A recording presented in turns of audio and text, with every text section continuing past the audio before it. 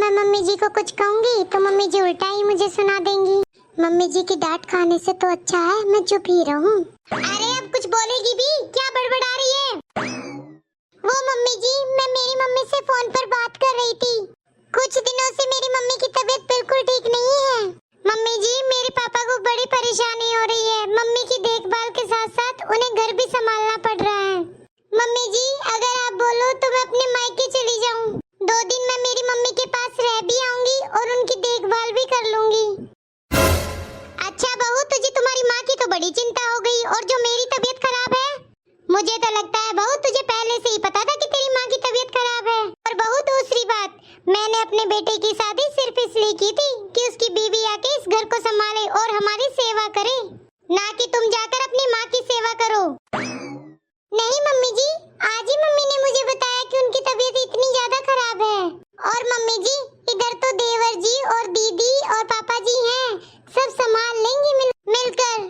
और अब पहले से आपकी तबीयत भी ठीक है। प्लीज मम्मी जी, मैं 2 दिन में आ जाऊंगी मेरी मम्मी के पास जाकर। बहू, मैंने तुम्हें मना कर दिया है कि तुम कहीं नहीं जाओगी, और जो मैंने बोल दिया वो मेरा आखिरी फैसला है। और हाँ, तुम ये काम से बचने के लिए नए नए बहाने मत ढूंढो। हे भगवान, कैसा जमाना आ गया है। जिस बच्चे को 9 महीने मैंने पेट में रखा, जिसको रात पर जग जग कर दूध पिलाया, बीमारी में जिसका ध्यान रखा, आज उसी की पत्नी मेरी सेवा नहीं कर रही। हाँ बहू, तुझे क्या पता कितना मुश्किल होता है अपने बेटे को छोटे से बड़ा कर कर पढ़ा लिखा कर किसी और को देना। अब तुम्हारी मम्मी को तो फ्री में दामाद मिल गया है। माफ करना मम्मी जी, आपने अपना बेटा दिया है ना मेरी माँ को, तो मेरी मम्मी ने भी आपको बेटी दी है अपनी। मेरी मम्मी से पूछो कितना मुश्किल होता है बेटी को दूसरे के घर भेजना। आपका बेटा तो आपकी आंखों के सामने रहता है हमेशा। आपका बेटा आपकी सेवा कर सकता है, आपके हर सुख दुख में आपके साथ हमेशा रहता है सामने। और मुझे घर जाने के लिए भी अभी आपकी परमिशन चाहिए। अब मैं आपकी घर की बहू हूँ, तो इसलिए आपसे बिना पूछे जा भी नहीं सकती अपने मायके।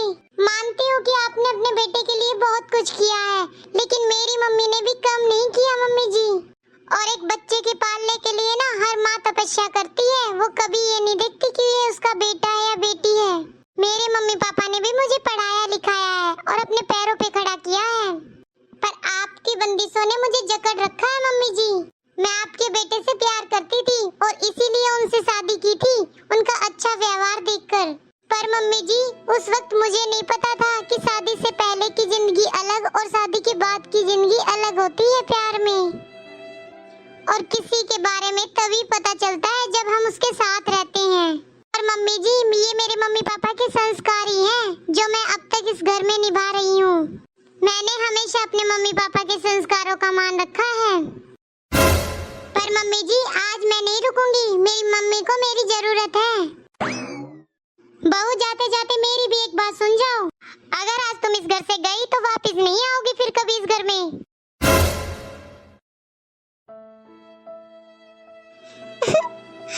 ये लोग मेरे साथ ऐसा क्यों करते हैं? मुझे मेरी मम्मी से मिलना है, उनकी कितनी तबीयत खराब है। अब मम्मी जी ने तो बोल दिया, एक बार यहाँ से चली गई तो फिर वापस नहीं आओगे।